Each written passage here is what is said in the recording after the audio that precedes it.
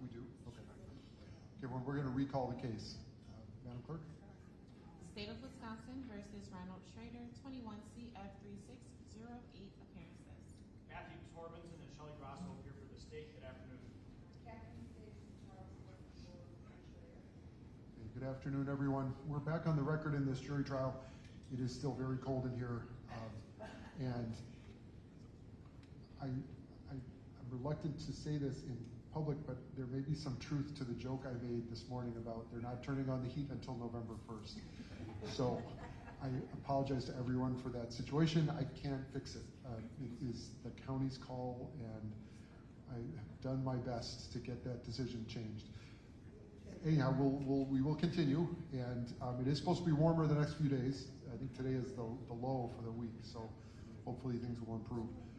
That said, parties, you ready to continue? Yes. Okay. All right. I'm going to ask the deputies to bring in the jury, please.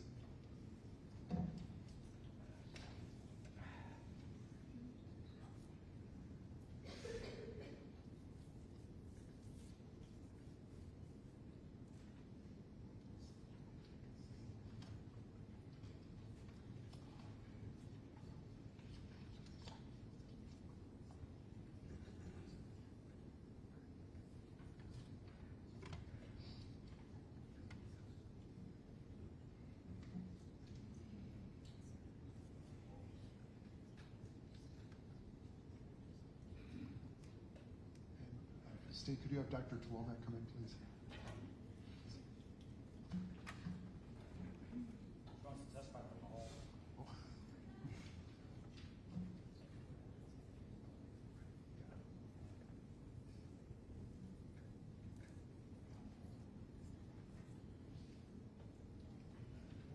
Yep. All rise for the jury, please.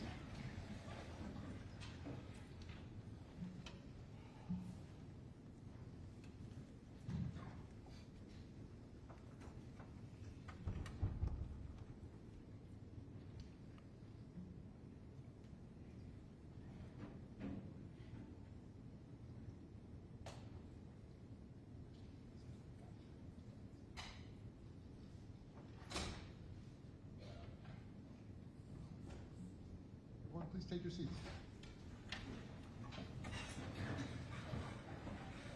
Everyone, welcome back to the courtroom. It's still very cold. I have been informed I'm not sure we'll have heat this week, so please continue dressing warmly. It's a county budgetary issue. They're not planning to turn on the heat, at least in the short term, but that might change. We won't know until it changes. So we're going to continue, though, this afternoon with this trial. Dr. Tolomek is still on the stand, and Doctor, you're still under oath from this morning. And we're going to continue now with Ms. Pakes. Good afternoon.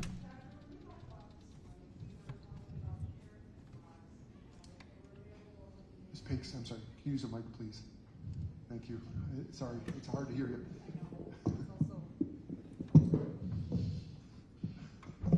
Doctor, when we left off this morning, we were discussing the paraffin blocks and the fact that if they were available, we might have more information available to us. Do you remember that? Of course. And you were talking about the iron staining. Yes. And iron staining might be helpful because it might give us a clue as to how old some of the bleeding is. Yes, it will give us a time frame. Mm-hmm. And in this case, it might be important because you've noted in your report that Dr. Starmo observed older subarachnoid bleeding at the original autopsy. Yes, both Dr. Stormo and Dr. Hall noticed that there was older subarachnoid hemorrhage, and it was on the left temporal lobe. And the reason they described it as older was that it had a different color. Okay. And are you aware that the mother of the infant reported being in a minor car accident on Thursday preceding the Saturday that she presented to the emergency room? Yes, I'm aware. Okay. Do you have any specifics of that accident? Very little. Very little. It was in one of the reports that the mother reported that on Thursday, which is, I think, August 22nd, she was involved in a minor motor vehicle accident, and she said that the child was in the car seat. I think that the car was hit on the left side. She said that police wasn't called, it was her fault, and she also stated that Catherine behaved normally and she didn't see anything that would make her concerned. Do we know whether this was a forward-facing car seat? I don't have this information. Okay. If it were a forward-facing car seat, would that give you pause for concern? Everything would depend on better description of this accident, and I have very limited information. Why are car seats no longer forward-facing? Well, it's again, I grew up in a different country, and I'm aware that at some point the car seats were changed for infants from forward-facing to backward-facing. I'm not prepared to answer this question. Fair enough. Doctor, nowadays when we have homicide cases, there are also, in addition to the formalin blocks, you preserve the dura, correct?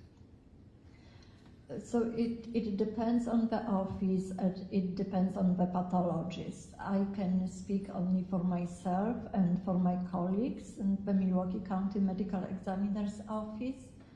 Anytime we do autopsy on a case that we suspect that it's a homicide case, we will fix the brain in formalin and do brain exam, take sections for microscopic exam, order additional stains if necessary, and we keep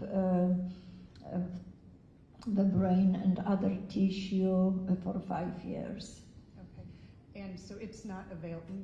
There's the brain and there's additional tissue that sometimes you retain?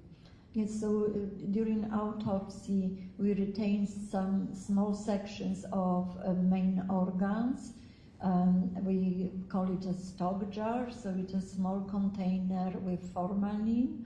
And on all cases except homicides, we keep those sections for 3 years. When I became interim chief medical examiner and then chief medical examiner, I asked to keep homicide cases for 5 years. Thank you. Doctor, on your report, or you stated on direct examination that the history is very important, extremely important. Do you remember that? Yes. And the history means what was happening with the patient, or in this case, the child, right before the 911 call. That's correct. And in your report, you've indicated your information is that she was eating formula and then she became apneic, which means she stopped breathing.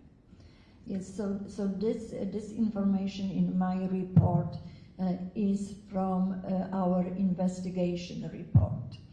And I didn't repeat all the information that I reviewed.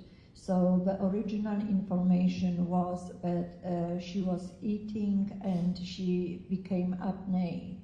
And then the circumstances of surrounding her becoming unresponsive were a little bit different in the police report. Are you aware that Christine reported that Katie had been listless and tired all day to Officer Novi? Yes. Okay. Were you aware that Christine was interviewed by Investigator Vendola?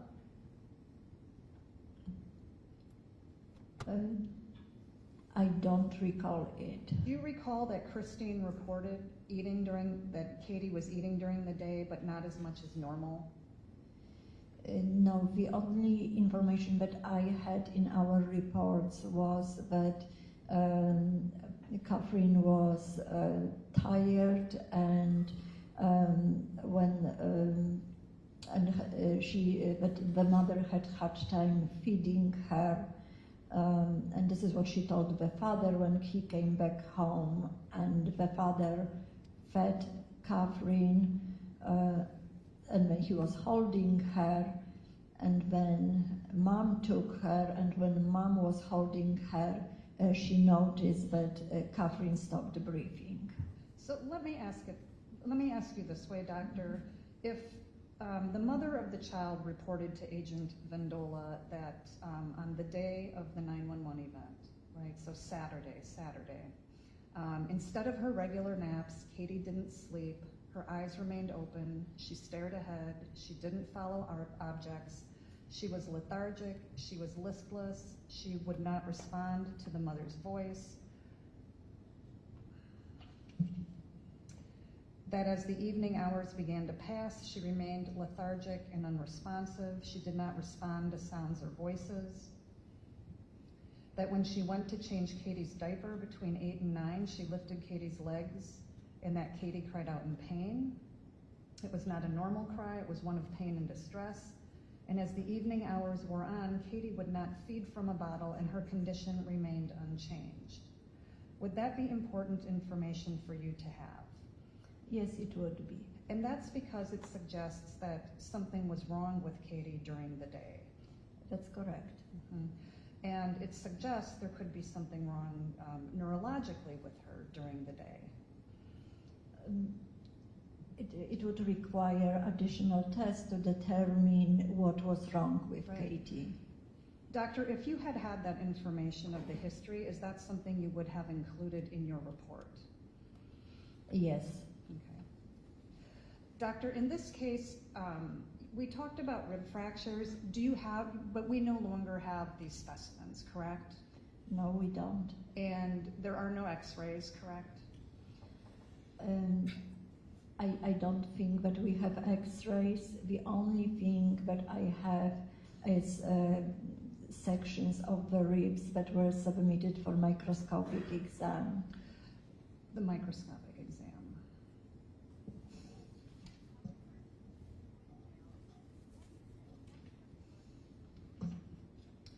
And doctor, you did not review CT scans, correct? No, I don't have access to CT scans. Are you aware that they were destroyed in 2006? Yes, I think that, yes. Where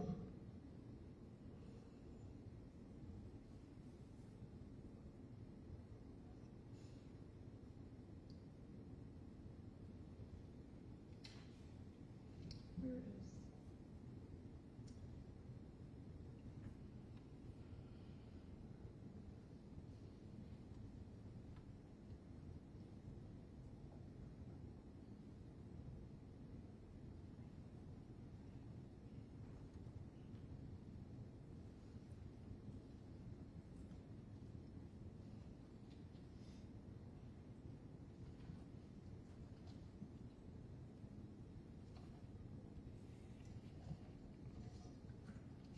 Dr. Tlomak, you also stated on direct that every individual is different, correct? Yes, And every person reacts differently, correct? that's correct. And every person heals differently. That's correct. So the description of, under the microscope of the healing process for the bone, the fracture, you indicated it could be 1 to 2 weeks. Yes. Could it be older? So it's really hard to date rib fractures. And there are some articles with time frame, but this is like based on radiology, so on x-rays, based on gross examination and microscopic findings. In this case, x-rays were not available for review for me. It's described in the autopsy report that at X-rays, and those were film X-rays at that time, there was a rib. It's not even described as a rib fracture. It's described as swelling of the third rib on the right side. However, there are photographs of this rib fracture, and Dr. Stormo placed an arrow pointing the rib fracture, and it doesn't look like it's an acute fracture. This rib fracture on microscopic exam is consistent with a healing stage, and based on the appearance of this healing stage, I cannot even specifically say how old it is. It's based on the forensic literature. I would date it between 1 to 2 weeks. Could it be 4 weeks? It would look different. In what way? There will be more healing than we see on this one. So in this case, it's got, the description is from the autopsy report that cartilage is present, as well as new bone formation with osteoblastic activity, correct? Yes, but it's present over there, but it's not very prominent. Okay. And again, individuals heal differently. They do, and we have to consider it. And again, with dating, it's extremely hard. I cannot specifically say, oh, it's older than 2 weeks, because if I say that it's older than 2 weeks, then it will be 3, 4, 5, or 10. When the healing fracture is older, it will look different on X-rays. That's why it's like the best way to estimate, because it's estimation, the best way to estimate how old it is would be looking at the X-rays, looking grossly how it looks, and then microscopically. And we don't have the X-rays, correct? No, we don't. And we can't look grossly. We don't have the actual specimen, correct? No, we have some photographs. Correct. And they're not as, it's not as optimal as the original, correct? It would be hard to estimate based on photographs. So you cannot rule out that the fracture is 3 weeks old or 4 weeks old. As I said, I base this estimate mostly on microscopic exam. Okay. But you can't give a definite time, definite age. I cannot give like definite age. I can only give a time frame. Okay, thank you. Doctor, let's change gears a little bit. Let's just talk about an autopsy. As a forensic pathologist, when you are entering the case, you are at the end of a process, correct? The end, you're looking at the end result, the result of dying, essentially. I'm not sure, but I understand your question. Okay. So when Katie entered the hospital, when 911 was called and she entered the hospital, did her brain look the same at the moment she entered the hospital as when Dr. Stormo looked at it at autopsy? I don't think that I can answer this question. Okay. Well, let me ask this. In this case, she was a pulseless non-breather. We heard yesterday the paramedics testified that she was at least 5 minutes without oxygen. Are you aware of that?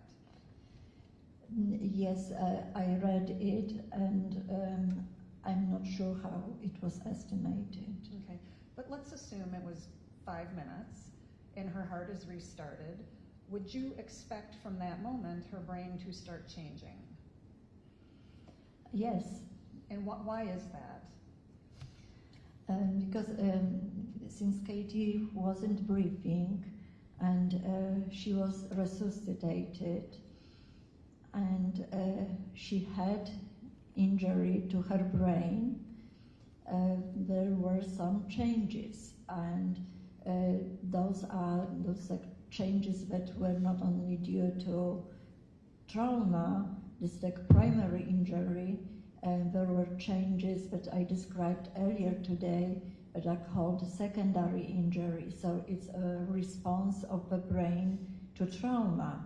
And in this situation, there will be increased blood flow to the brain and leakage of blood through injured blood vessels, and it will lead to brain swelling.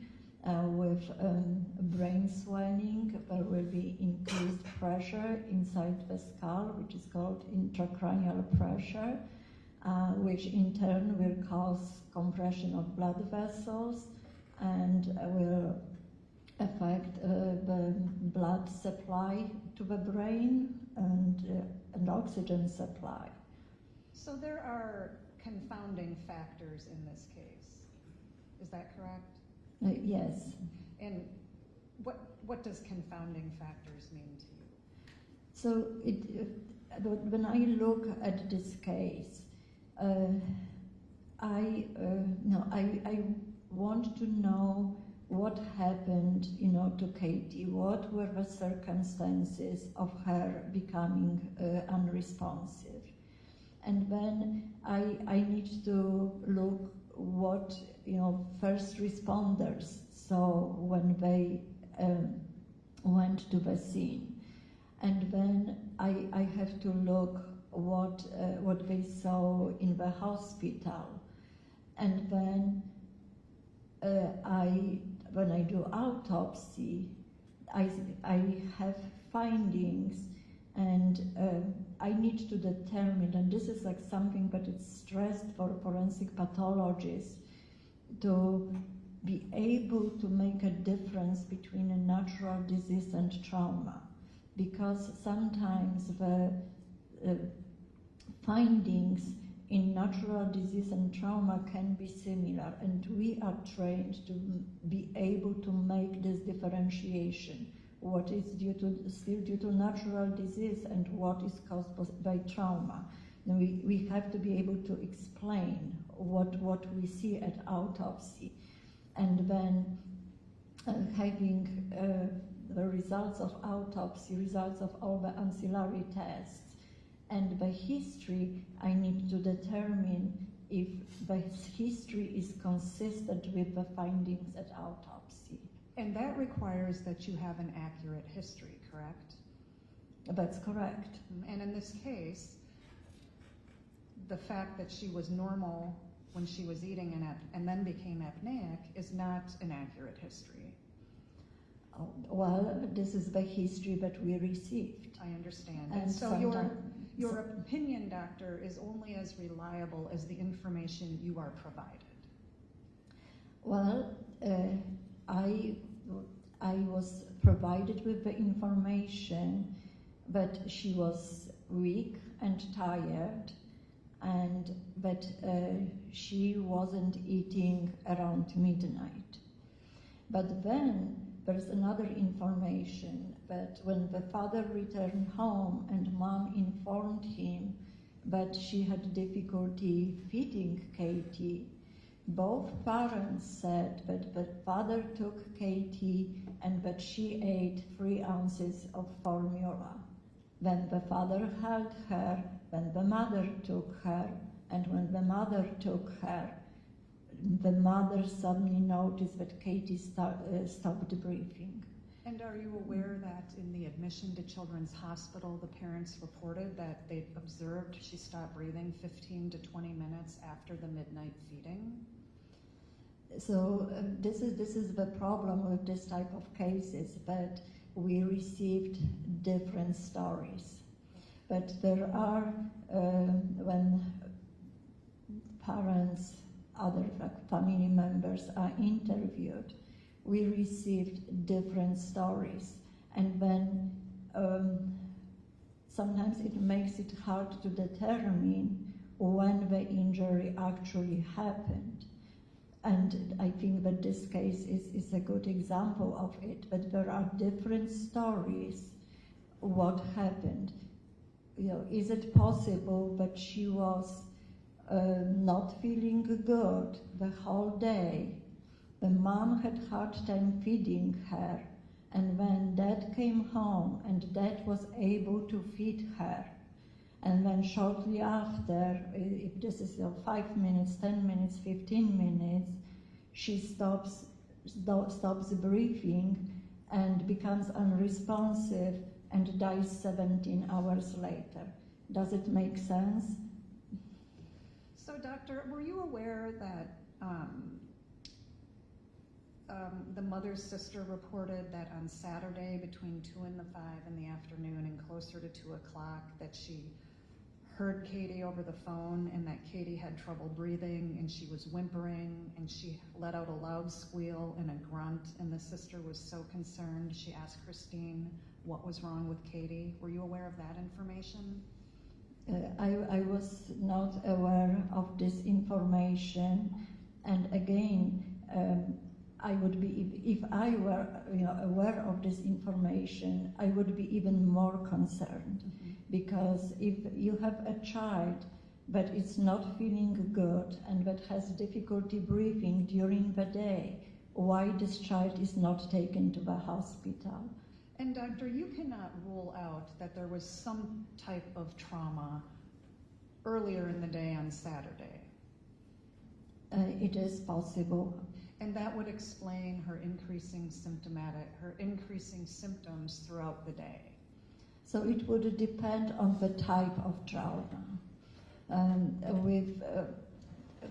It depends. The symptoms will depend on severity of trauma, and I'm unable to tell if there was one injury or there were multiple injuries.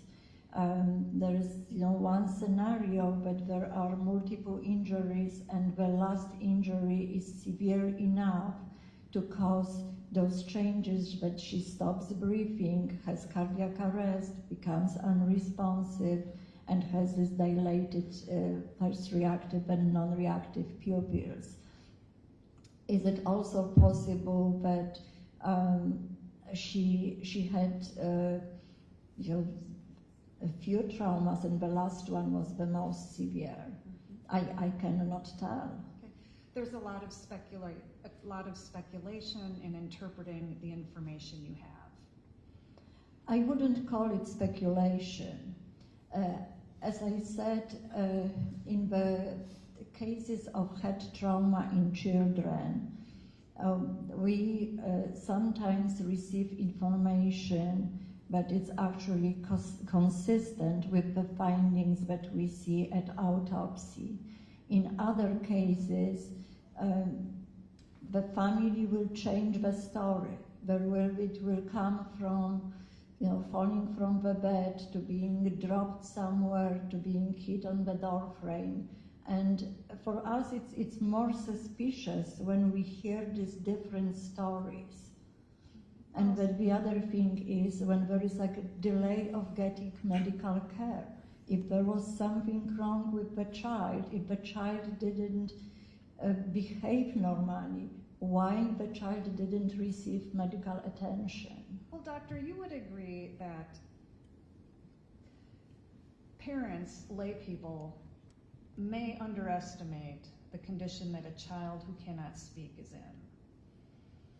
I would disagree, and I would disagree based on my experience in pediatrics. Mm-hmm.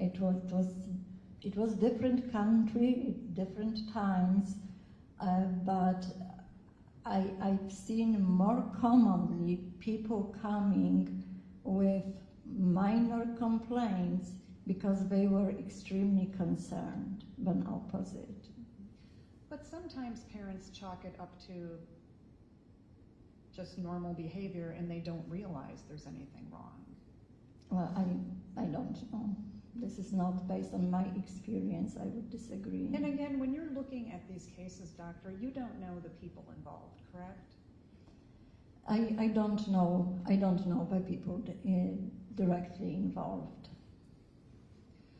And doctor, in this case, we don't have a CT scan, correct? No, we don't. But again, I don't practice clinical medicine. I based my opinion on autopsy findings. And a CT scan would be helpful for you because it's a benchmark of how the child, what the brain looked like in the hospital. I don't think that it would be very important for me because I still have to do, when I do autopsy, I based my opinion on my findings. Sometimes I review, I have to admit, I review medical records, I review CT scans, and what I do, I may see progress of changes, and I'm able to interpret them, but I also do autopsies on cases that people or children don't die in the hospital. I don't have medical records, I don't have CT scan, I only have autopsy findings and a history, what were the circumstances of death, what happened. Doctor, in this case, can you tell me between the CT scan and the autopsy, the changes that occurred within Katie's brain? I can only tell you about the changes that were described at autopsy and that I was able to see on photographs. So you cannot tell us the changes in the brain from the CT scan to the autopsy? No, I cannot. And we heard yesterday from one of the attending clinicians, physicians, that she developed a seminary DIC, bleeding disorder. Yes. Do you know what I'm talking about? Yes. And that this is common in infants that would be resuscitated due to secondary to hypoxic ischemic encephalopathy. You're aware of that? Yes. And so in a patient that has this bleeding disorder, I'll call it, that will be reflected at autopsy. So what you're seeing at autopsy includes the product of this bleeding disorder. So what Dr. Stormo saw at autopsy, and I'm able to see on the photographs, there are changes related to trauma, and then there are those secondary changes. The intensity of these secondary changes depend on how fast the changes developed.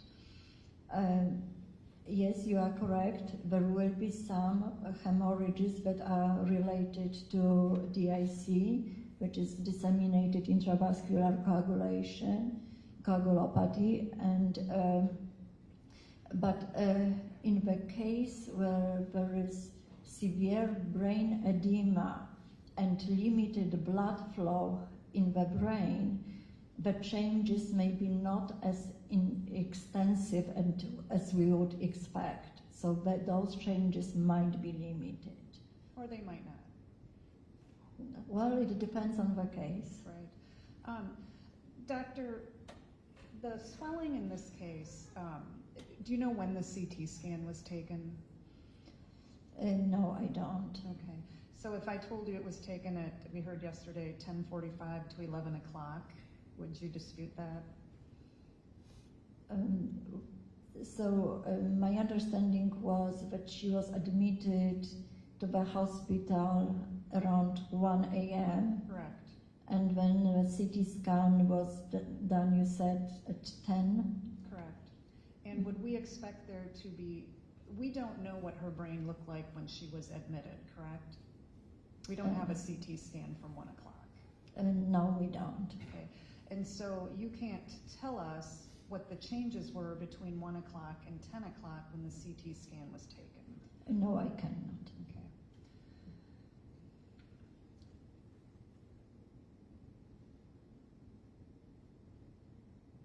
And you can't tell us what was going on in her brain during the day when she was irritable and lethargic and not eating and crying and abnormal. No, I cannot. Okay.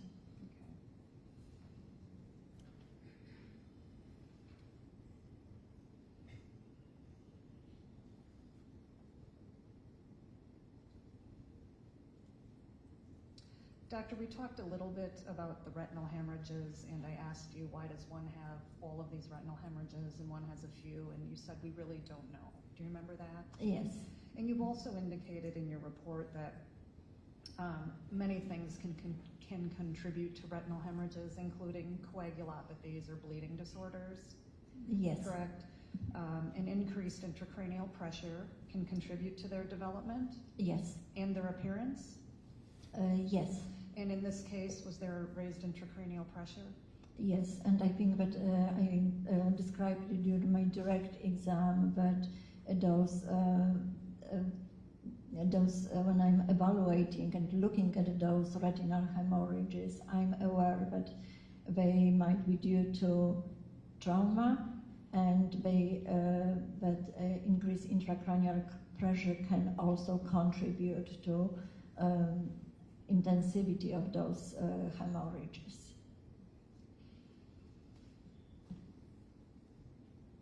And if I can add one more thing, it's like based on the records that I reviewed when the child was admitted, and again, I don't know what time those hemorrhages were, what time eye exam was performed at Children's Hospital, but those hemorrhages were seen in the hospital and then seen at autopsy.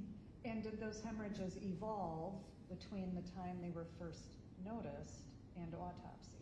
I don't know. It's currently they take photographs of eye exam, so I can when I do autopsy, for example, a child who died of head trauma, I can see what was seen in the hospital at what time, and then when I do after death exam, I can compare how it evolved.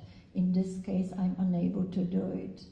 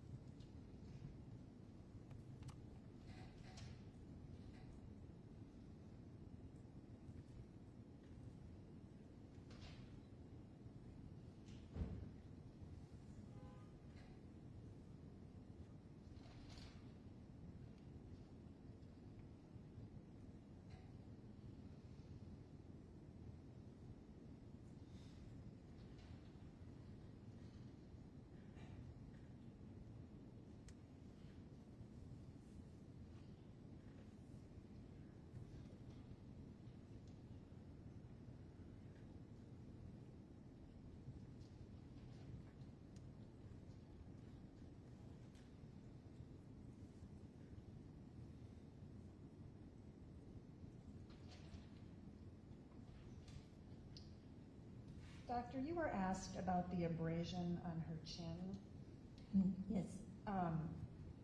That was not referenced in the medical records from Children's, correct? I did not see any information about this abrasion on the chin in medical records. This was the abrasion on the chin is seen on photographs, and I cannot tell when it happened. Based on my experience, sometimes injuries, like everything, needs time to develop, and so this could be due to trauma, but it wasn't seen in the hospital, and was seen after she and was seen in our office. Based on medical records, she was on life support, so it's also possible when she was intubated and the tube was secured, that this is when it happened. So I don't have any opinion, how it happened and when. And it was also not noted in the EMS reports, correct? That's correct. Both in EMS report and emergency department records didn't indicate that there was abrasion on the face.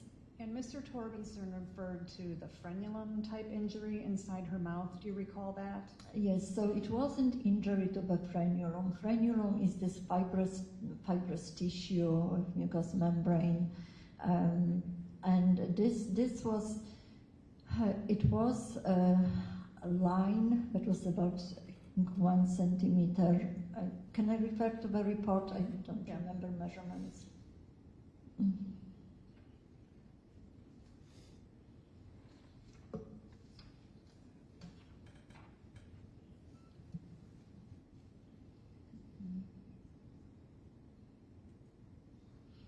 So it was 8 millimeters, which is approximately 1/4 inch, and it was depressed line that was erythematous, so it was like more red. Could that be from the intubation, having the tube in her throat, or from life-saving measures? It could be. It could be that when there was attempt to intubate her, it happened. Again, I cannot tell you how it happened, but it could be both trauma or medical intervention.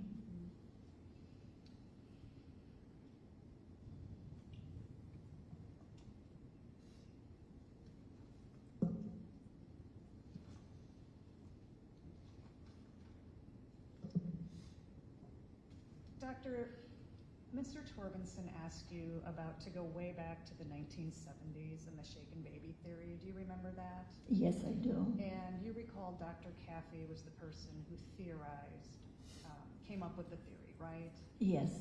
And essentially, he was working backwards, trying to come up with the reason why you may have certain findings, but you don't know why. Yes. And this was a theory paper, correct? Yes, it was. Okay, meaning this wasn't based on scientific experiments in the laboratory, or obviously you can't shake infants, correct? Well, I would have to reread this paper to have this discussion. Right. And it's really been a rather controversial theory, correct? As I said, in regards to this paper, we have to look retrospectively. And this was one of the papers that was published, and many pediatricians used this paper when they were determining the cause and manner of death. Correct. And you cited you referenced a paper in your report, correct? I don't think that I. Duhame and Christian. Oh, yes. Non-accidental head injury. And in that paper, it indicates, as you testified, that the belief is that there's really an impact that causes injury. Is that correct? Yes, and in my opinion, there is an impact, and you may, I don't think about an impact like sensu stricto, that someone, hits the head, or the head is hit on the surface. When there is an infant with the head anatomy and brain histology, and the brain moves inside, there will be this brain, it can either rotate or can move forward or backward, hitting the skull, and this is also an impact. It cannot be ignored. Right. So I think you testified on direct that, for example, if a caretaker were frustrated and threw an infant onto a couch or a bed, that could cause an impact that might cause brain damage. It may cause injury. It will depend on the force, and it will depend if this is like translational force. So let's say like something is like hit and it goes in a line, or there is this rotational force. and this like acceleration, deceleration, the magnitude of force, everything will based on the magnitude of force, based on the type of force, there will be spectrum of injuries. With less force, those might be not significant injuries. With severe force, those would be severe injuries. And could an infant have an unexpected result from minor force? I think that they could.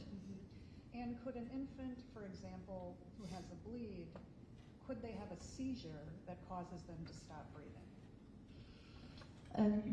They could. Okay. And doctor, you talked about on direct car accidents, right?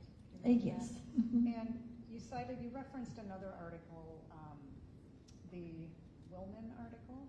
Do you recall that? Mhm. Car accidents involving children.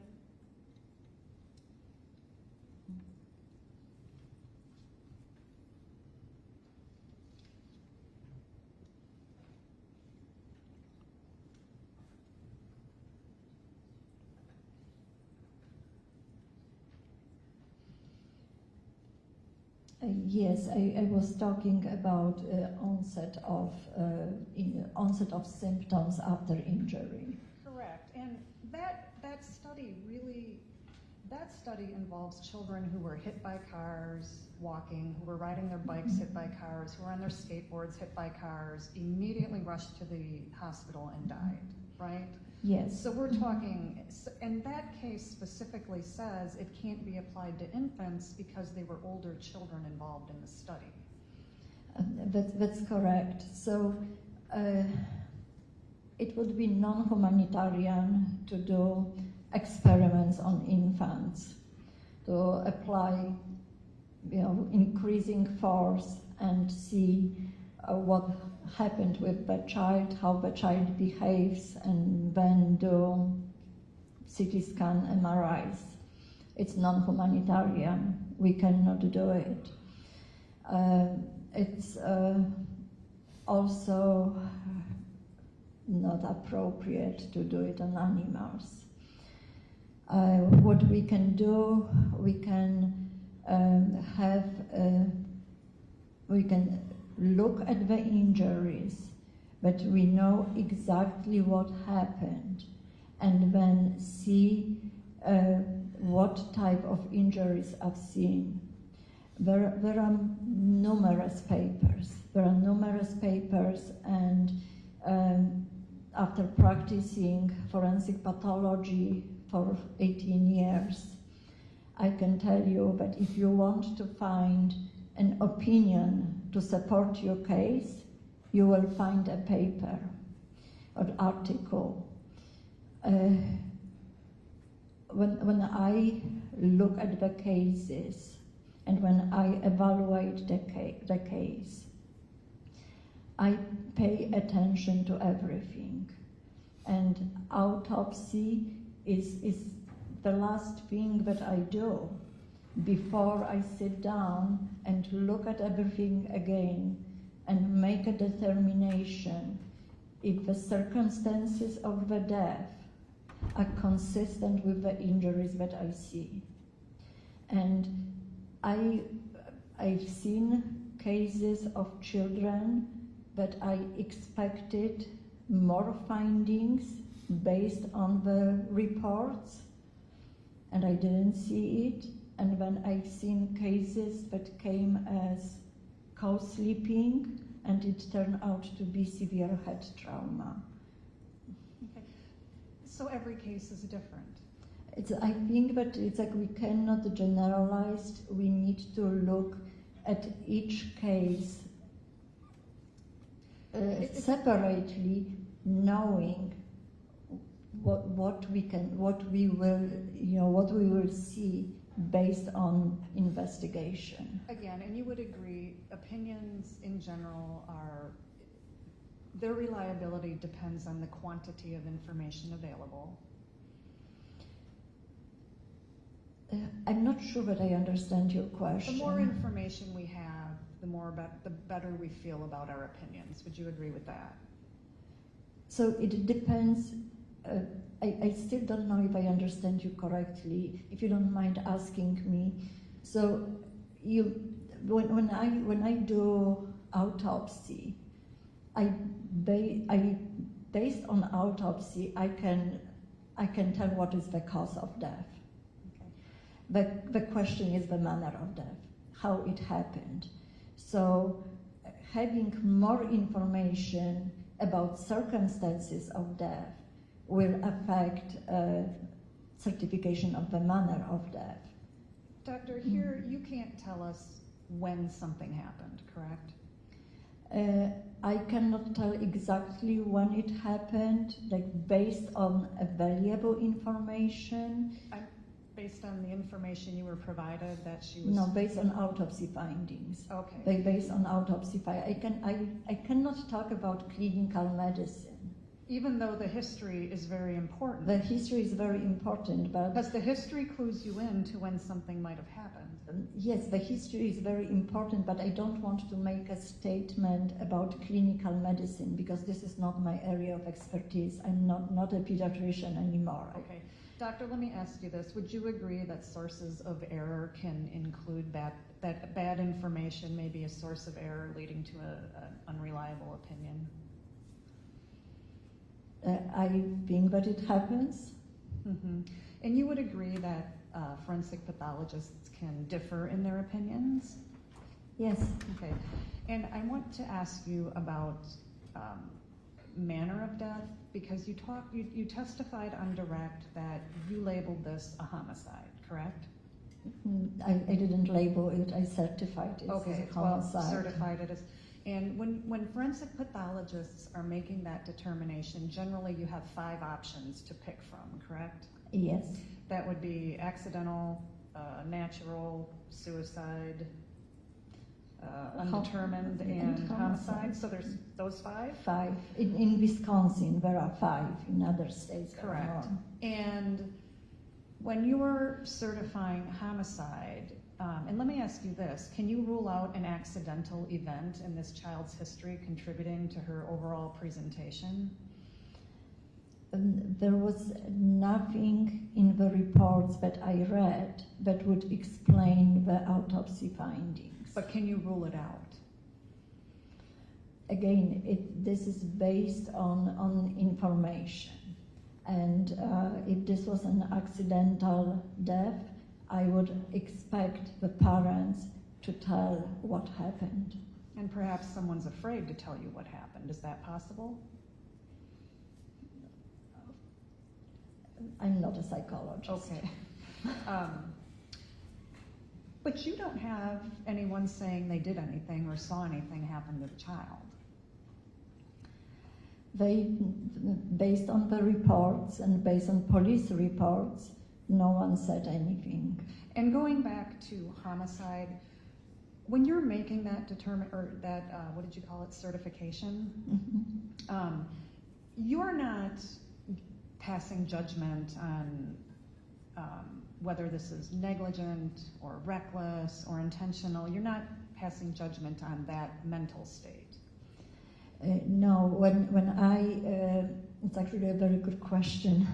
When I make a determination of the manner of death, it's from medical point of view. And legal determination, if this is a homicide or accident, is different. Those are all the questions I have. Thank you, Doctor. You're welcome. Thank you. Mr. Torbenson? Thank you.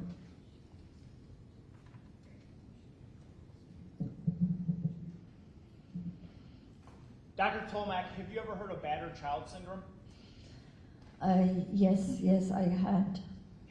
Did Dr. Stormo in his report include battered child syndrome as a finding? Yes, he did. Battered child syndrome was a diagnosis that Henry Kemp came up with in 1969, around there. Is that about right?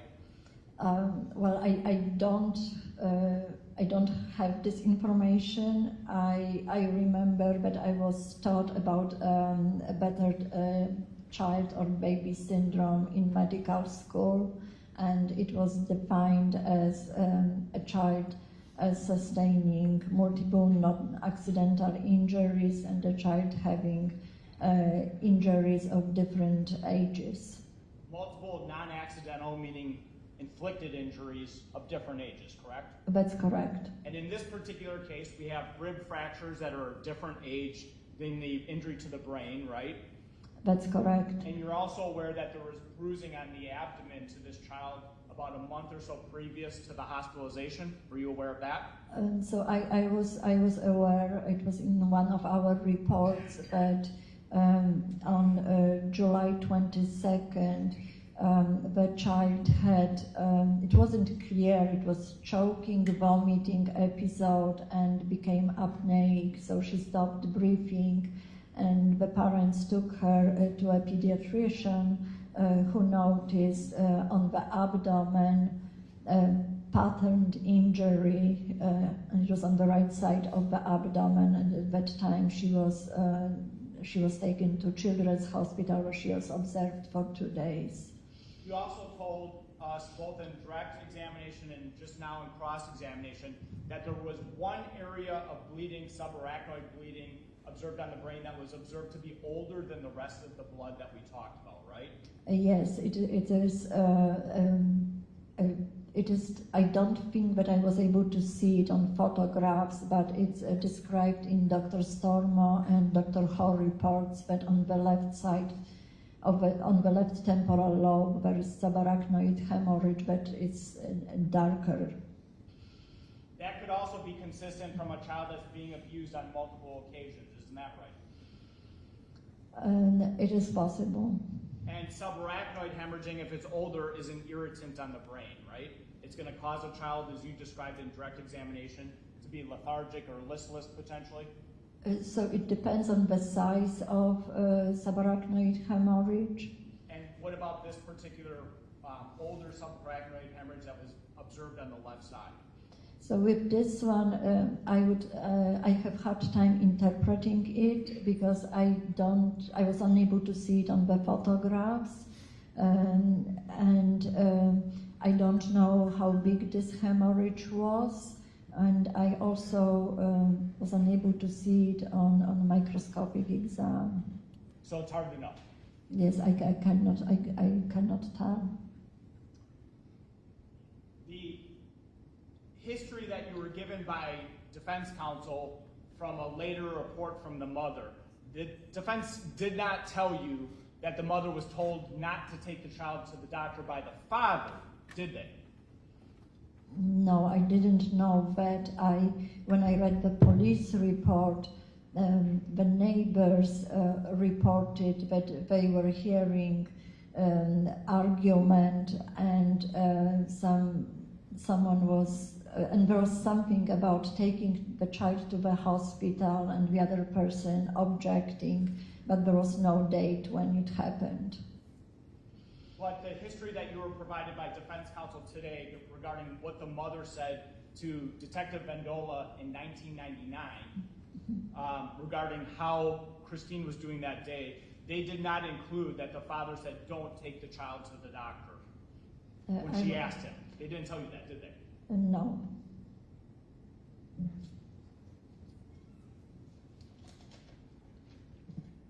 You were asked a lot of questions about how the brain injury became worse as the child was in the hospital, and how you can't really tell because the CT exam was done the next morning, correct? Yes. And that was the progression of what counsel was asking about was the secondary injury. But this child was hospitalized because this child sustained a primary brain injury, isn't that right? That's correct. The symptoms were due to primary head injury. And that primary brain injury was a traumatic brain injury. That's correct.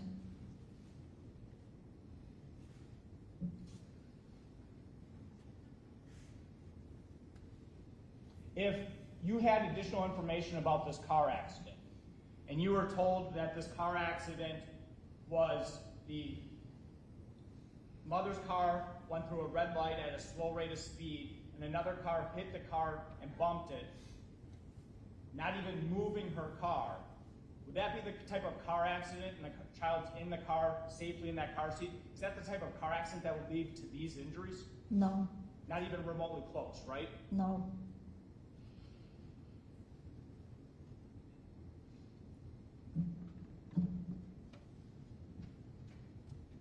And that would be consistent with the mother's report to medical professionals that it was a minor car accident, right?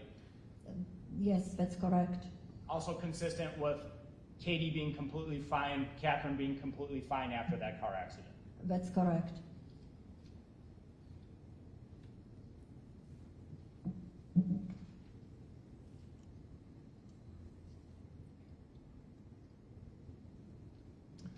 You talked a little bit about macrophages, and macrophages are like those cleanup cells when we have injury, right?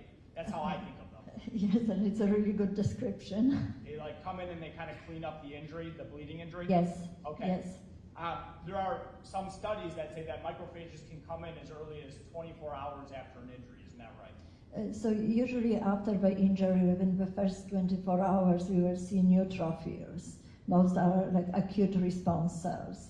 And then with subdural hemorrhages, we start seeing pigment-laden macrophages around like 72 hours. Okay. And after. Are you aware of studies that say that macrophages can show up as early as that 24 to 48 hour period?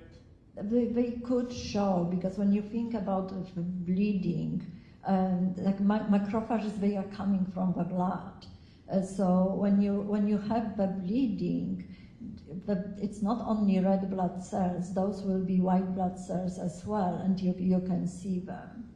So the iron staining can tell us some general information about timing, but even that is not definitive, is it? It's so. We use iron stain right now, and when I said that I would like to have additional stains, those are my standards at this point. Anytime I have head trauma in a child or an adult, I will do those stains. It's something that I simply keep, I try to have the same approach to all my cases. So in this case, I was tempted to do it, and I check if we have paraffin blocks. I would probably try to do it if I had it. It could be hard to interpret, but even without the stains, I think that it was non-accidental head trauma, but the injuries were so severe that resulted in the death of this child. But the child had rib fractures, and there is no explanation how these rib fractures occurred. And there is no explanation how those head injuries occurred. And just to be clear, we talked about one area of older subarachnoid hemorrhaging. All of the other hemorrhaging that you described to this jury, both in direct examination and cross-examination, was acute, right? Yes, both subdural and subarachnoid hemorrhage and this cerebral contusions, those were acute injuries. And not adhering, which was one of the key factors that you talked to this jury about this morning. I'm sorry, could you repeat? Kind of fast. Not adhering, meaning the blood was not adhering to the subdural membrane. Yes, that's correct. That told you that it was also very fresh blood. Yes, and then appearance of the red blood cells on histology. Which you could also see. Yes, I could see it.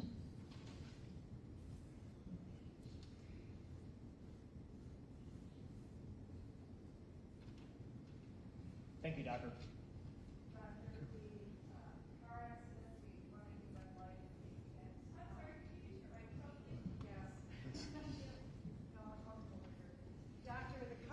Mr. Torbenson described, running a red light and being hit, you can't rule that out as contributing or causing the older area of subarachnoid bleed, can you? No, I cannot. Thank you, Doctor. Right. Thank you very much, Doctor. You can step down.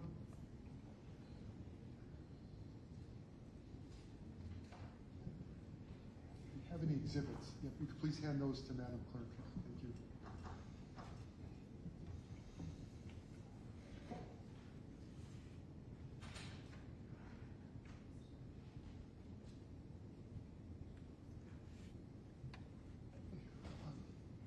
We've been on the record for about an hour. State, you ready to continue? We can take a break at this point. Okay, we will take a break. All right, let's take a break about 10 or 15 minutes. Again, everyone, I have to remind you, don't talk about the case yet, please. Thanks. All rise, please.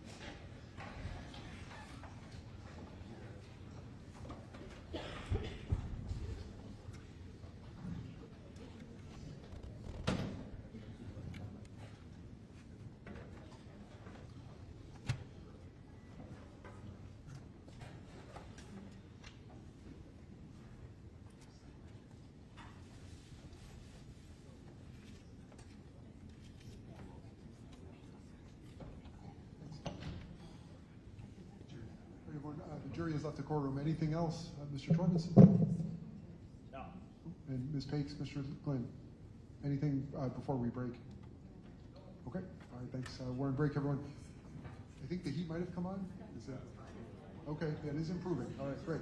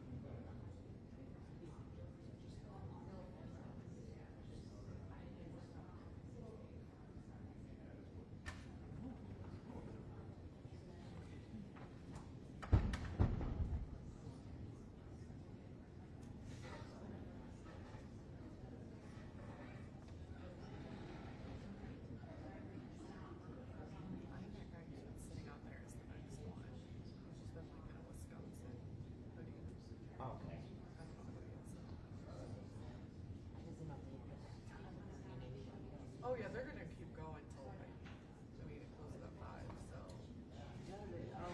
I mean, yesterday they got done at like 4:15.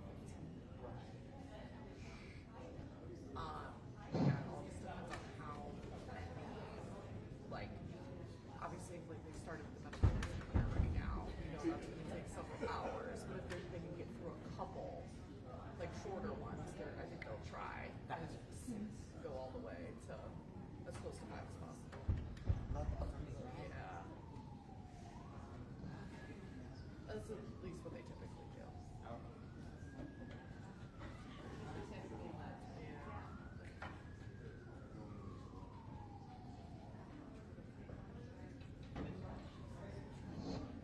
Not many last months. Yeah. Yeah. Like they could probably get through like 2 hours. They could probably get through like 3. If they're quick, you know. So buckle up for this.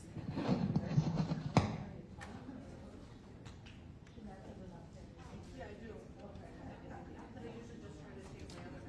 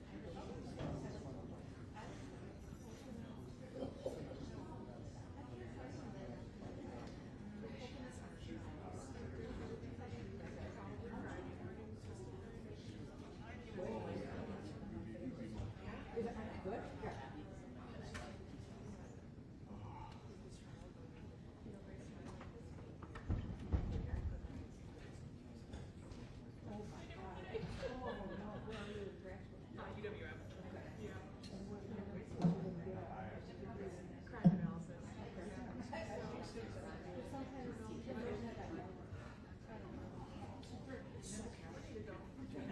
Yeah, I'm sure you really should.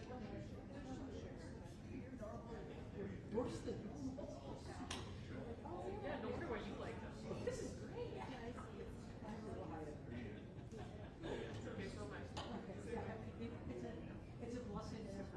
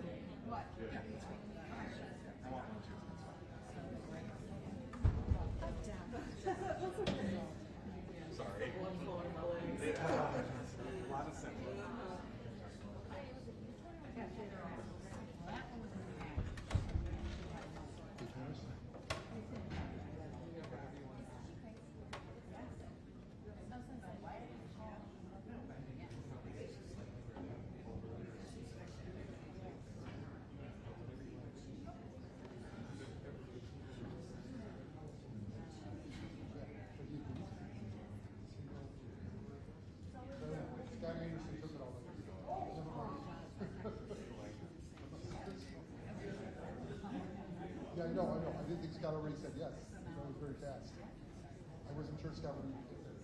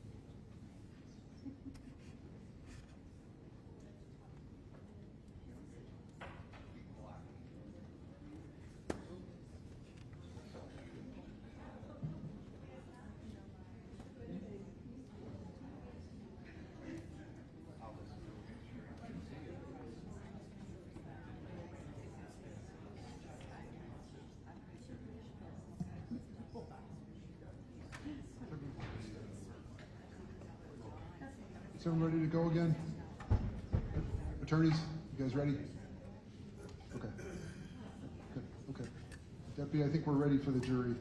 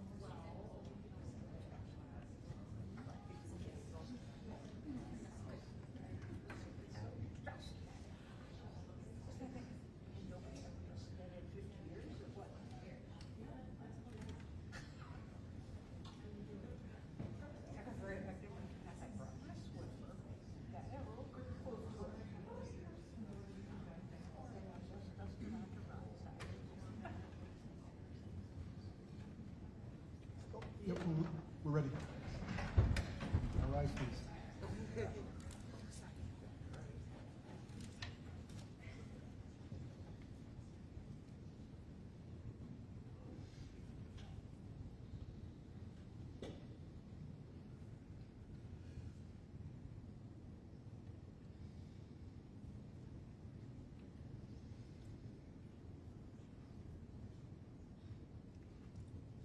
Thanks, everyone. Please take your seats.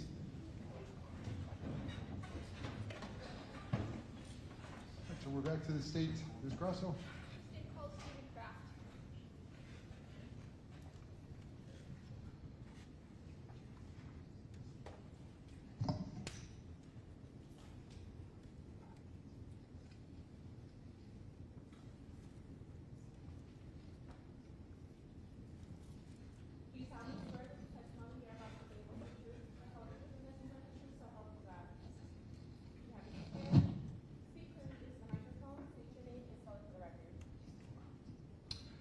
Steve Kraft, Steveekraft.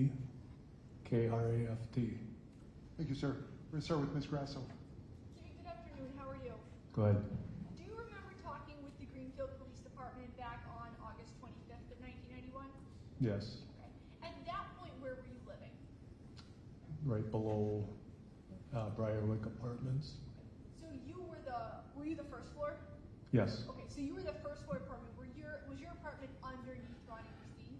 yes, Okay. Did you know Ron and Christine? no, Okay. Did you know them in passing? Yes. Okay. Just as neighborly, how about that? Yes. Okay.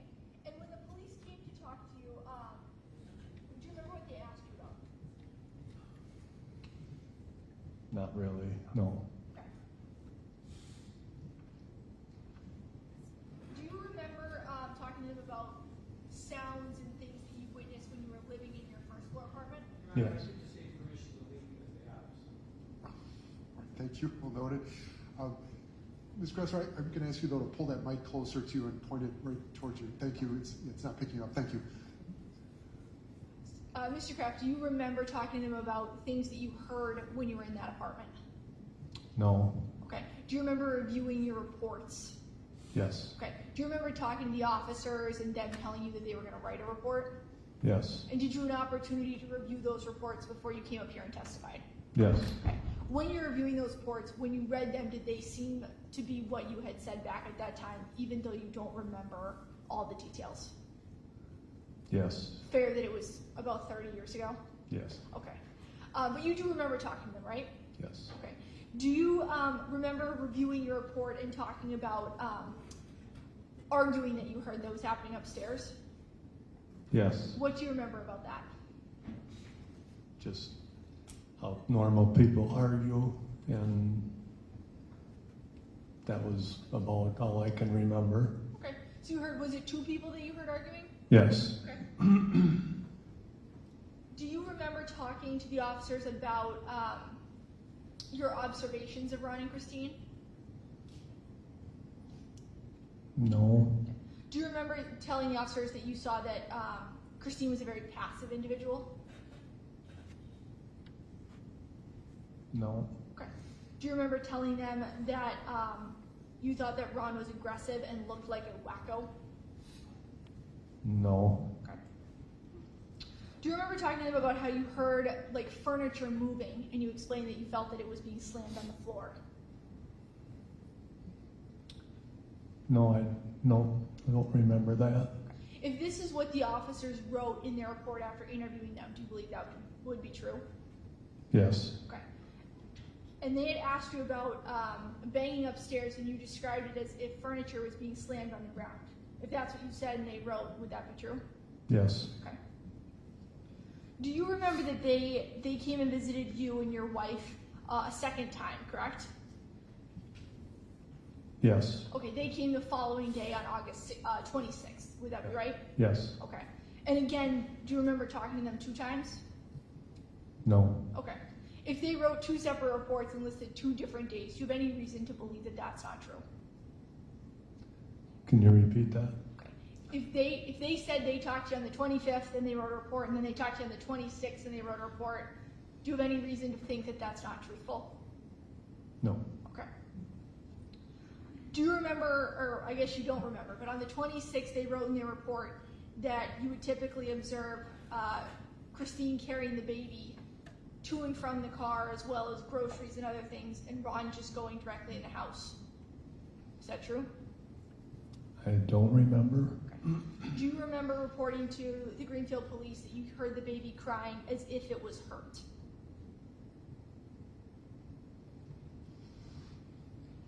No. Okay. Do you remember telling them that sometimes you would hear the baby crying and then you would hear a thump, which you thought could be furniture or a baby bottle dropping from the bed?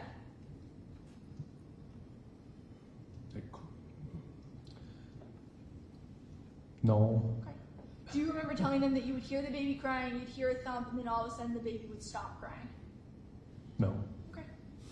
Do you have any reason to believe that what Greenfield police wrote in their reports is not what you indicated to them on the 25th and the 26th? No. Okay. Thank you very much, Mr. Kraft. Thank you. Mr. Kraft, how old are you? 56. When did you live in Briarwood?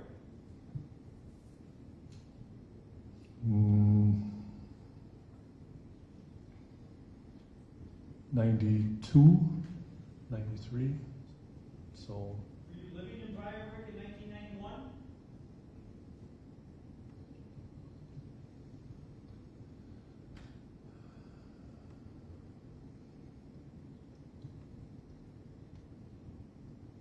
I don't remember. I have nothing further. Thank you, Mr. Kraft. Have a good day. Thank Thank you. Ms. Grasso? Do you remember talking to Greenfield Police about the ambulance arriving on the 25th? I remember the ambulance, but that's all I remember. So you remember the ambulance arriving, correct? And Correct. do you remember kind of seeing Christine and Ron in passing when the ambulance came? I don't remember. Okay, but you remember the ambulance being there that night? Yeah, Thank it you. was right outside our front door. Thank you. Mr. Glynn? Thank you.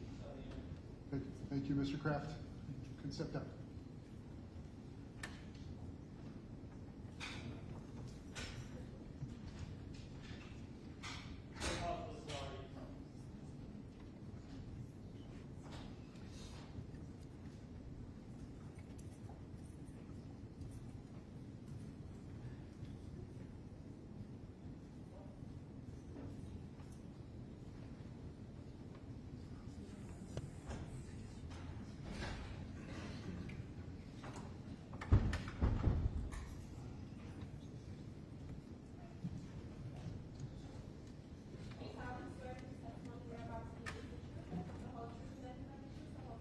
I do. The microphone, state your name and spell it for the record. Elizabeth Gillardi, G-H-I-L-A-R-D-I. Good afternoon. I want to direct you all the way back to July of 1991. Where were you working in July of 1991? Children's Hospital of Wisconsin. What was your role with Children's Hospital Wisconsin in July of 1991? I was the child advocacy social worker. What was your role and responsibility as a social worker with child advocacy back then? Anytime there were any concerns of any kind of child abuse or neglect, they would get referred into our department, which consisted basically of myself and my director. So we would get requests from physicians normally, sometimes to make police reports, referrals to child protection. We would interview on occasion people, whether they were family members in the ER, in the emergency room, or sometimes inpatient. So we would get those initial histories, coordinate with the medical staff generally, and then coordinate with Child Protective Services and law enforcement as the investigations went on. Do you recall receiving a referral from a Dr. David Louds on July 22nd of 1991? I believe the referral that I actually received was from Dr. Glazer in the emergency room, but it was Dr. Louds's patient. Okay. So the referral came from the emergency room, but they were directed to the emergency room from the pediatrician. Does that sound about right? Yes, it does. Okay. What was your role when you were assigned to work on this particular referral? When I went down into the emergency room, the request was made from Dr. Glazer to call Child Protective Services. As part of your role as a social worker in this case, would you meet with one or both of the parents in gathering medical history for that child? I would gather a brief history, not necessarily a full medical history, but yes, I would meet with them. When you were meeting with the parents on July 22nd of 1991, it was regarding bruising to the abdomen of Catherine Schroeder, is that correct? Yes, it is. And if you met with and interviewed the parents, would you have documented that in any sort of way? Yes. How would you have documented that? It would be handwritten documentation in the medical record. Would you recognize a copy of that if you were to see it in the courtroom today? Yes. I'm handing you a poorly Xerox copy of State's Exhibit number 45.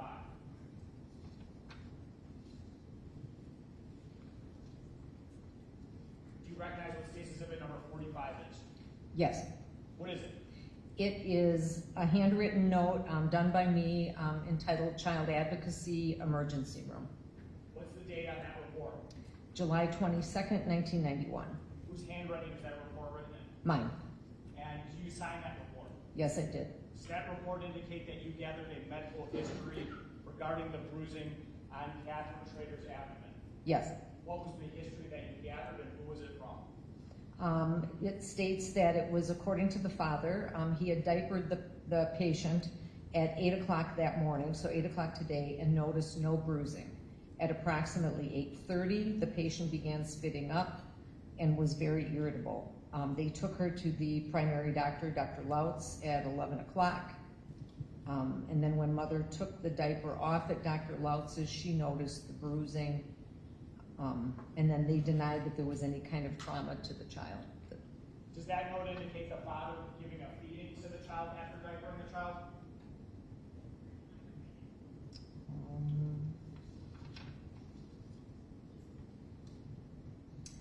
This does not. That note indicates that the father is the person that diapered the child and noticed no bruising in the morning, correct? Correct. And is there an indication about when that child had the episode that led them bringing the child into the hospital or to the pediatrician? Who observed that? The note says that at approximately 8:30, patient began spitting up and was very irritable, and then they took her to see the doctor.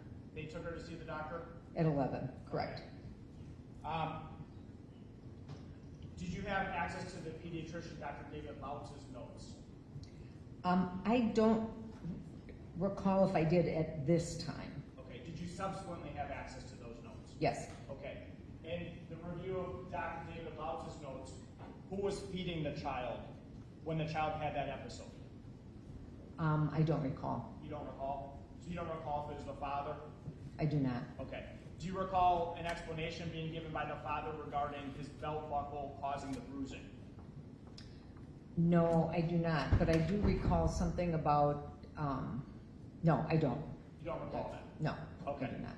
Would that have been part of, you said you didn't review David Lautz's report when you would have gathered that history, is that correct? Correct. Okay. And this interview you did with both parents present? Correct. And you were specifically asking them about the bruising to the abdomen, is that fair? Yes. Okay, thank you. I have no further questions. I move 45 on the evidence. Ms. Piggs or Mr. Glenn?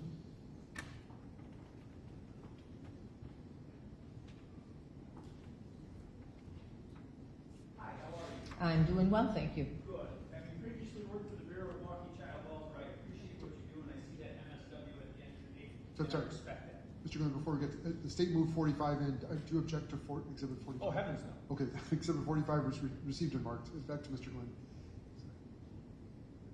Do you know how often Ron fed the baby? I do not. Do you know anything that happened at the house before you saw them at Children's Hospital? I do not. And how they got to you that day, if it's your understanding, was that a parent diapered the child, that was the father. The parent fed the child, that was the father. The mother and father saw a child in distress. Is that the story that you have so far? There was nothing in my note about the feeding, but it was the diapering, and then the parents took her to the doctor. It wasn't just the mother, it was the mother and the father taking their child, taking their infant to the pediatrician. That's my understanding, yes. To a regular pediatrician for a checkup Correct. because they were worried about the child's health. I would assume so, yes. And then that pediatrician referred them to Children's Hospital to follow up on some concerns about bruising, right? I don't know specifically what the referral was for, but there was the spitting up and they noted the bruising. And you know then that mother and father then put the child back in the car and then drove over to Children's Hospital where you met them, right? That's my understanding, yes. Okay. And then you had a little discussion about them. They were both present. You've interviewed hundreds of parents and hundreds of kids, right? Correct. Okay. Was there anything unusual about this interview? That was over 30 years ago. I don't recall anything aside from what was in the note. It was 33 years ago. Yes. Okay. And so, but you would have noted if they were hesitant to share information with you? I likely would have documented something. If they were reticent or pulled away from you physically and said, we're not talking to you, that would have been noted, right? Probably, yes. But instead, what we have is two parents cooperating with the social worker, concerned about the baby, right? To the best of my recollection. And then a couple of, You asked him some questions. Do you remember hearing about the grandmother with the 2 dogs? Yes. Okay. And so they shared with you that the grandmother, who was with the child the day before, has 2 little small poodles, right? Well, I believe I got that from, that was in my note, I got that from meeting with the grandmother. Oh, that you there went were- with the grandmother too that day, right? Yes, Okay. And she shared with you that she stayed in your house the night before, and she had 2 poodles. Katie stayed in a little a car seat, but on the floor. there was something in there about 2 poodles and that the child was in an infancy, yes. And that nobody saw the dogs jump on the kids, right? That's in your notes? Yes, Or on the child? yes. I don't think I have anything further. Thank you for coming down. You're welcome. Thank you. Mr. Torbenson? Thank you, Ms. Glardy. Okay, thank you. You can step down.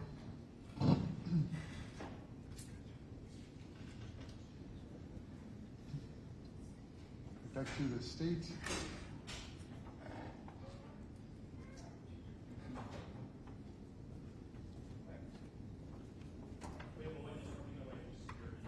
Oh, okay. Short break? Yeah. Okay. So, well, as Mr. Torbenson said, the next witness is on their way through security, so let's take a break, about 10 minutes, everyone. Please, again, don't talk about the case. Thanks. Thanks. All rise for the jury.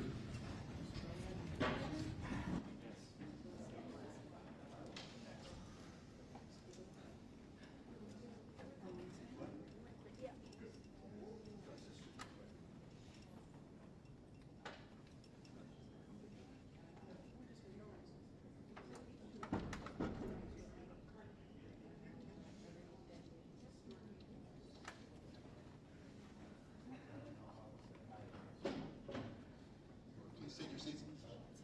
I have one issue I want to discuss with the attorneys on the record. The deputy brought to my attention that juror number 23 has a conflict on Friday. She says she told us about it during voir dire. I don't recall that. I don't know where she's taking her mother or grandmother to the doctor, and it sounds like it will take most of the day on Friday. I haven't talked with her about this. I don't know if it's something that can be rescheduled. She did just mention it to the deputy on our last break. So let's take a minute and talk about it. I'll give you all a moment to talk about that, but we'll take a break right now. Thanks.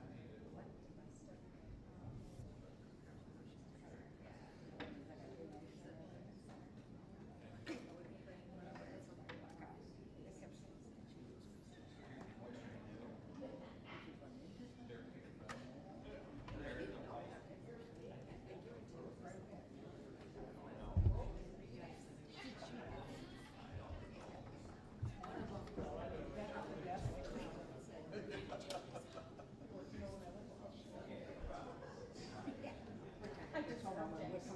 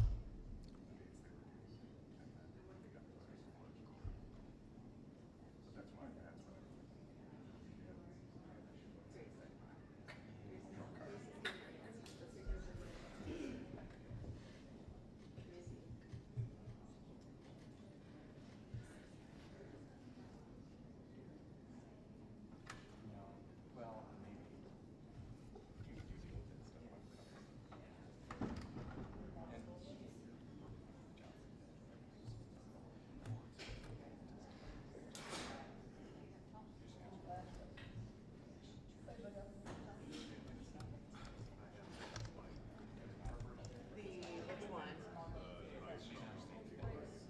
Okay. Okay. Literally says it like 4 times. So just pick one. That's all I got.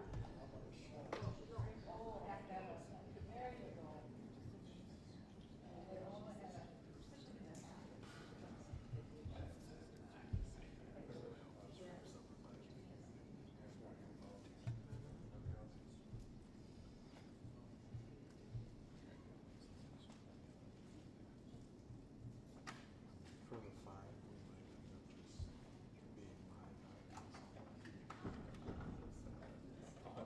might end up just being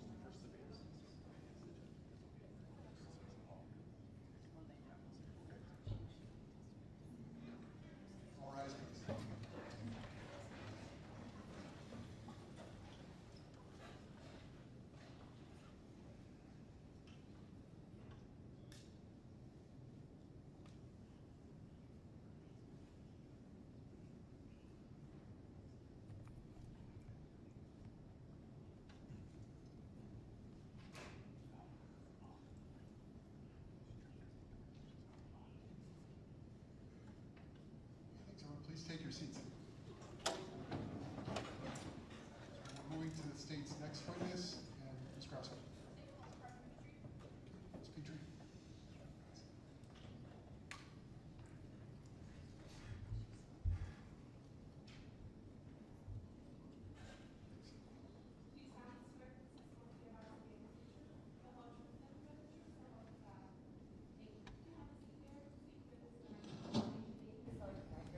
Carmen Petrie, C-A-R-M-E-N, Petrie, P-I-T-R-E. Thank you, Ms. Petrie. Thank you. Start with Ms. Grasso. Thank you. Ms. Petrie, where do you work? I am the president and CEO of Sojourner Family Peace Center. Okay. What is Sojourner Family Peace Center? We're the largest domestic violence service agency in the state of Wisconsin. Do you guys have a location right here? We do on 6th and Walnut. And how long have you worked with Sojo? I have been with Sojourner for little over 22 years. What's your current role there? I'm the president and CEO, so I'm sort of the supervisor and architect of all of the work that we do at the agency. Okay. What sort of background do you have in order for you to obtain that position?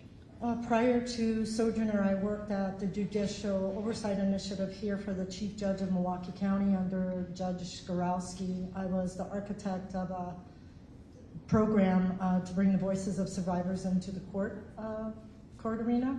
And prior to that, I worked for Mayor Norquist as the director of the Commission on Domestic Violence and Sexual Assault.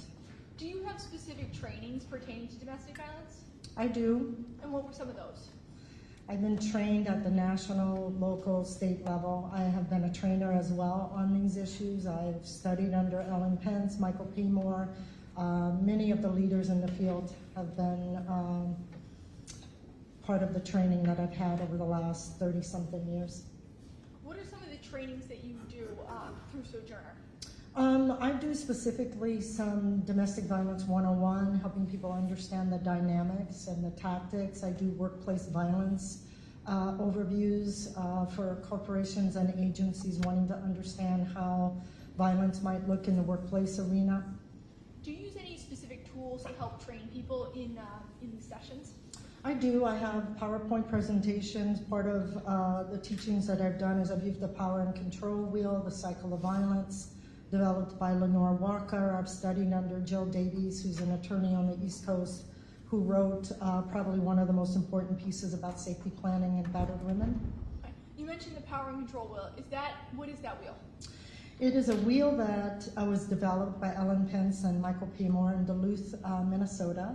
And what it shows you is it depicts the tactics that are involved or what's happening for a person who's living in violence.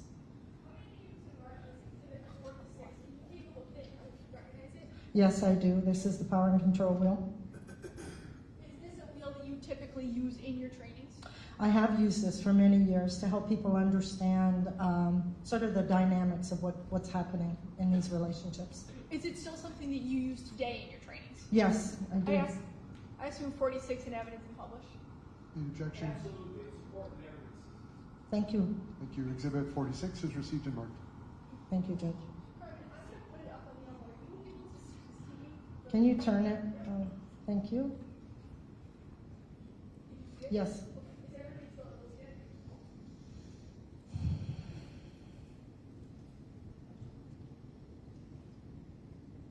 I have the wheel on the one is on both of the televisions. Can you just explain, Ms. Petrie, the overall of how this wheel is kind of set up? The most important thing about the wheel is Ellen Pence and Michael P. Moore developed it out of conversation with survivors and people who use violence. So abusers and survivors were interviewed, and these are the most common tactics that evolved in those conversations. So it's not all the things that happen in a violent relationship, but they were the most universally consistent amongst all the conversation. So what they understood from talking with people who are in violent relationships is that the inner circle is really all of the tactics: intimidation, destroying your property, using emotional abuse, putting the children in harm's way, using isolation. These are all the things that are happening between an abuser and a victim. And they're commonly called tactics or behaviors. They don't always all happen at one time. The outer ring represents sort of the hub that keeps the relationship anchored in violence, and that is the physical and sexual violence. And the core of it is the result of the wheel, the result of these tactics, is that the person who's inflicting harm has power and control over the survivor.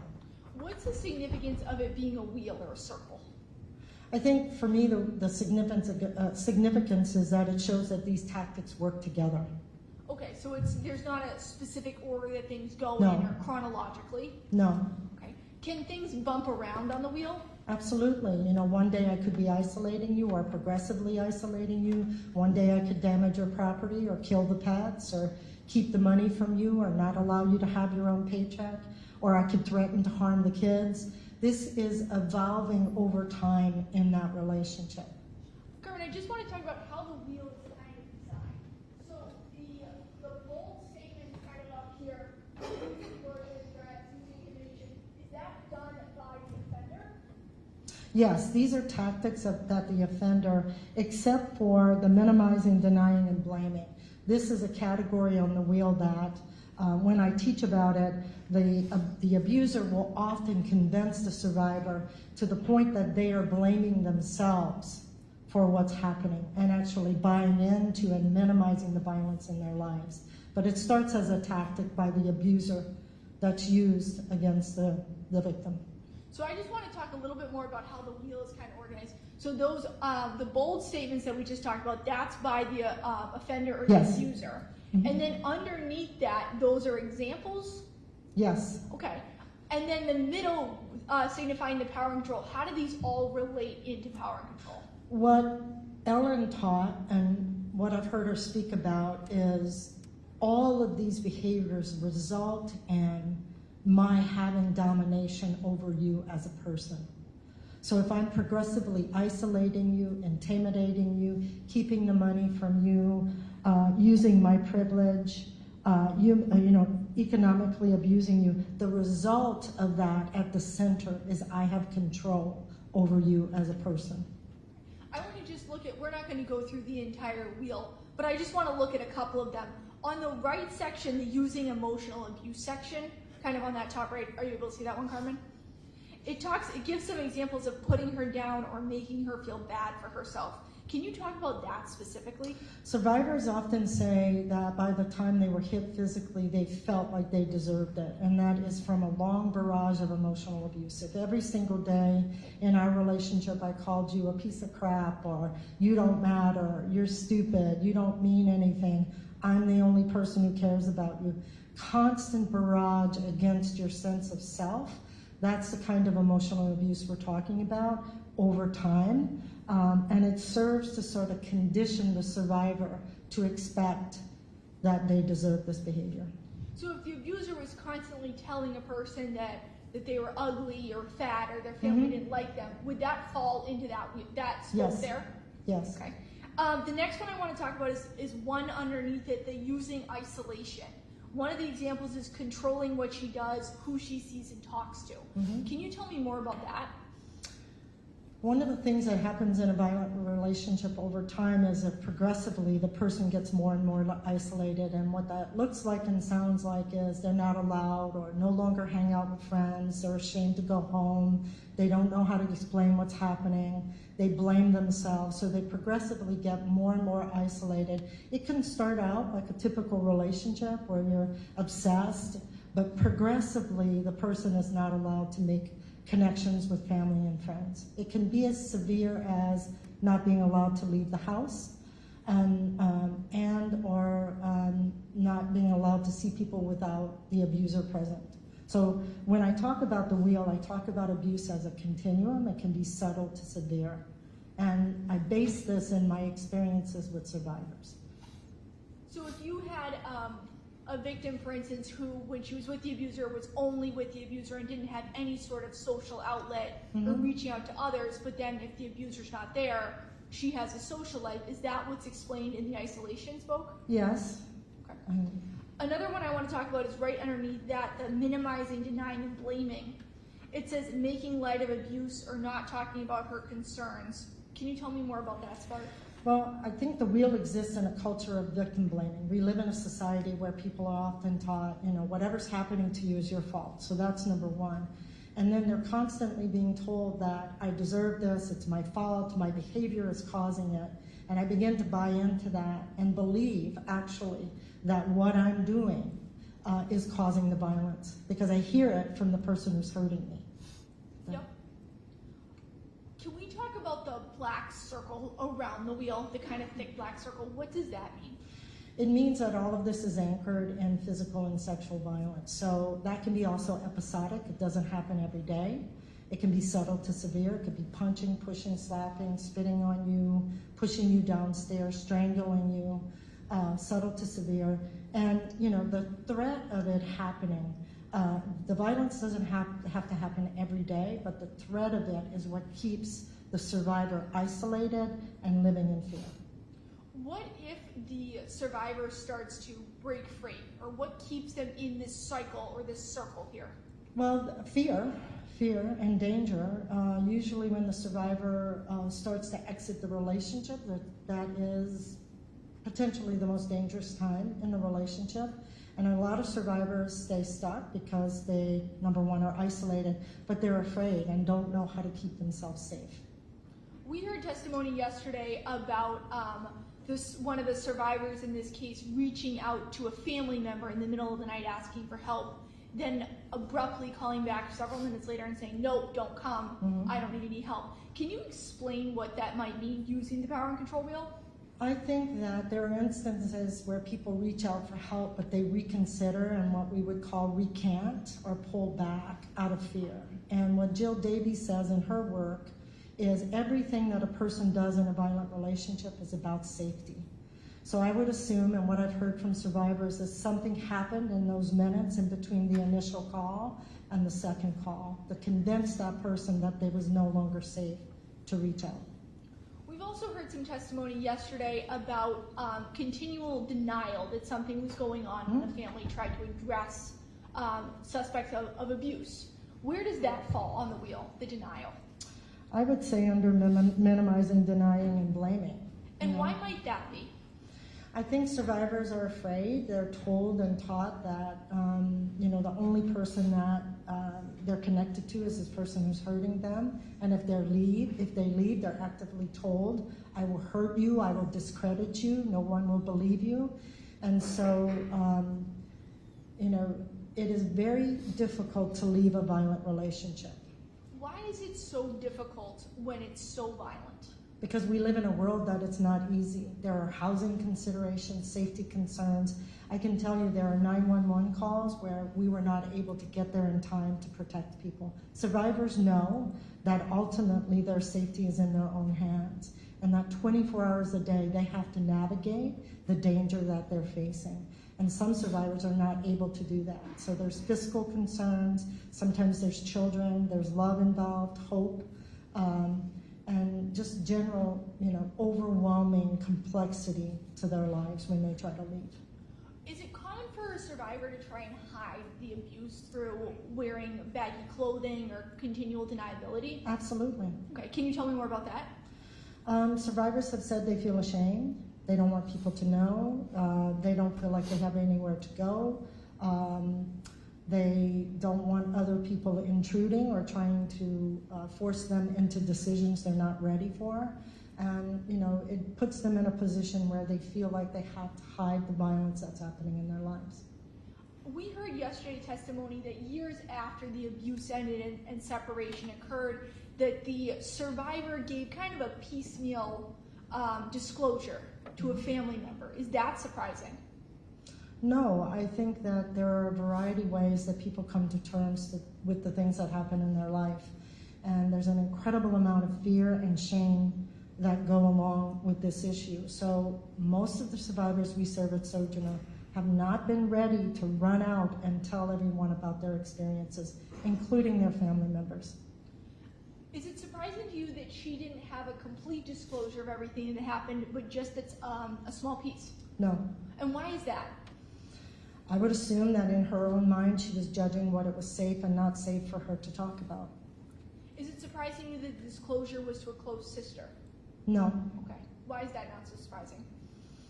I think survivors look for people who are safe, and they look for moments and opportunities to come forward with bits and pieces of information. Would it be surprising to hear that a survivor years and years later has still not come out with a disclosure or a complete disclosure? No, I work with survivors all the time who have never told a single person about what's happened. One more thing about the wheel. The wheel doesn't necessarily mean that it has to go in the particular order of the spokes on the wheel. No. Is that correct? That's correct. Can you explain how there can be different parts of the wheel used almost at the same time or back and forth? There's no pattern? I think I may pick and choose tactics in the relationship. If I'm abusing you, I may, not have opportunity, for instance, to use my privilege, but I can withhold a paycheck, or I can threaten the kids, or I can sexually abuse you, or I can break your property or kill a pet. So it's really about what's available to me as an abuser at any given moment. I might choose one tactic versus another. Do you have to have everything on this wheel in order for it to be considered abuse? No. Okay. Can you just have a couple of the spokes? You can have one. Okay. And that's still abuse? Mm-hmm. Can you explain that? Well, Lenore Walker's work will talk about the continuum of abuse. There's physical, sexual, mental, spiritual abuse. It can be subtle to severe. Not all physical violence, for instance, ends up in a black eye or strangulation. It could be punching, pushing, pinching, slapping, spitting on you. Sexual violence could be anything from name calling to forced pornography, forcing you to have sex with other people, to actual rape. So subtle to severe. Behaviors that fall on a continuum, and they're used throughout the relationship. They evolve over time. Would it be fair to say that at the beginning of the relationship, it typically isn't physically violent, but starts as more of an emotional situation? That's what I have been taught and told by survivors, that it starts out as a normal relationship and progressively gets more obsessive, more controlling, more jealousy, more and more isolation. I have nothing else. Thank you very much, Ms. Petrie. Thank you. Thank you. Mr. Glenn? Good afternoon, Carmen. I'll call you Carmen. That's what I've always called you. Good afternoon. And I thank you for your work. I followed your work since you were back working for the mayor, and it's greatly appreciated. Milwaukee's a better place for having you in it, and this courtroom's a better place for having you come and share those insights into that horrendous problem. Thank you, sir. And again, this may sound a little smart alecky or sarcastic, but you don't know anything about July 22nd, 1991. No, sir. You don't know anything about August 25th, 1991, correct? No, sir. You're here to enlighten us all on this issue that you've devoted your life to, right? Yes, sir. And you shared on direct examination a lot of the experience that you've had when people, optimally, someone gets out of, they literally physically get out of an abusive relationship. They get help with a therapist. They hopefully get into a healthy relationship at some point, and then they can disclose, what happened in that relationship after that. They're better equipped to do it at that point, right? Potentially. Potentially. But that's kind of what you want. That's what you look for, is those victories, but you take your victories wherever you find them, right? Yes, sir. And when someone discloses and they talk about what it was done to them during the relationship that they're now either they're physically out of or they're divorced from, Yes, sir. they grow. Potentially. I think if I asked you 100 questions, you'd say potentially all of it. I respect that. But that's what you want, right? The picture of well-being for us is that people move forward into more peace and healing, and that looks different for each survivor. I wouldn't tie disclosure or ability to disclose to well-being or health. I've known people who have not been able to talk about it, even though their lives have moved forward. So disclosure to me isn't necessarily a result of therapy or healing. That makes sense to me. I have nothing further. I just can't thank you enough for coming. Thank you, sir. Thank you. Ms. Grasso? Thank you. Thank you, Ms. Petrie. Thank you, Judge. Thanks for coming. Hope you feel better.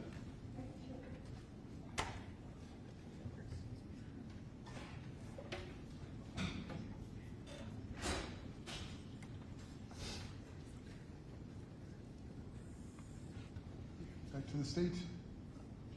I think we're done for today. Is that correct? Okay. All right. So everyone, it's close to 4. We're done for today.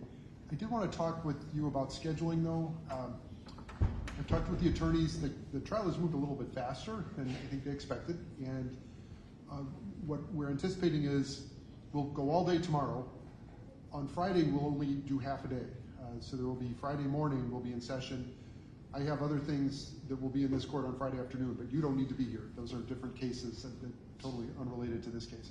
And then we'll be back in session on Monday, likely into Tuesday. So that's kind of where we are.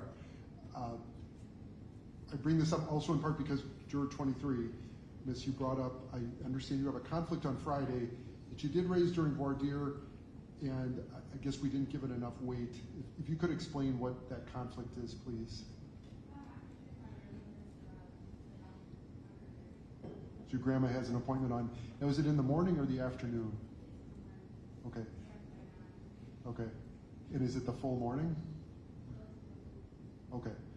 And is that something, can you reschedule, or what do you think?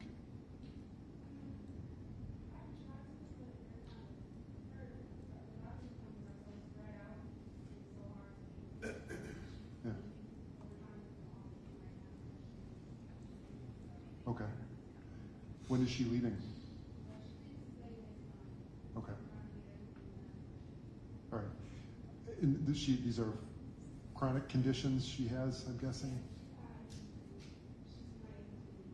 Okay. All right. I did talk with the parties about this. Quick moment with the attorneys. Do you,